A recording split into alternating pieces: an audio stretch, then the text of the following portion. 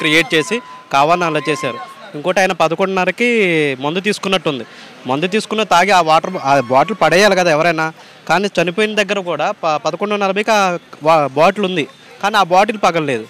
ఆయన ఆ బాటిల్ పెట్టుకోవడానికి ప్లేస్ ఉండాలి కదా, ట్యాంక్ కవర్ ఉండాలి కదా. ట్యాంక్ కవరే లేదు బండికి.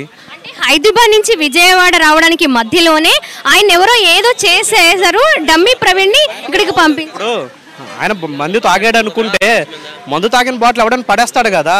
సీన్ ఆయన చనిపోయేదాకా బాటిల్ ఎలా పట్టుకొని డ్రైవింగ్ చేస్తాడు? బ్యాగ్లో పెట్టుకొని ఎవడైనా పడేస్తాడు, మందు దాకా ఎవడైనా పడేస్తాడు దాన్ని. కానీ ఎలా పట్టుకొని ఆ సీన్ క్రైమ్ దాకా ఎలా తీసుకొచ్చారు? అక్కడ ఫోటోల్లో ఆల్రెడీ బాటిల్ ఉంది.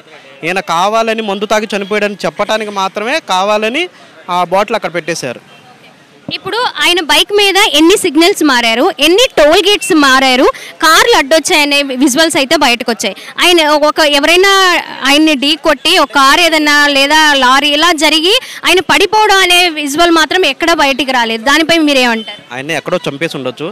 ఆ చంపేసిన బాడీ అక్కడ పెట్టేసి ఈయనలాగా ఉండే ఒక ప్రవీణ్ని క్రియేట్ చేసి ఈయన యాక్సిడెంట్ అయినట్టుగా చూపించి ఆ బండి ఆయన మీద పెట్టడం జరిగింది. అది జరిగింది.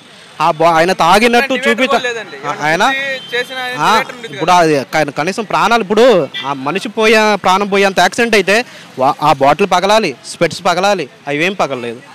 ఆ మనిషి ప్రాణం పోయింది. ఎలా పోయింది? అది అంత ఈజీగా ఎలా పోతుంది? ఆయన హెడ్ లైట్ లేకుండా ఎంత స్పీడ్ 70 మీద పడుతుంది, 60 మీద అయితే దెబ్బలు తగులుతాయి. కానీ ఆయన చనిపోయాడు కావాలని.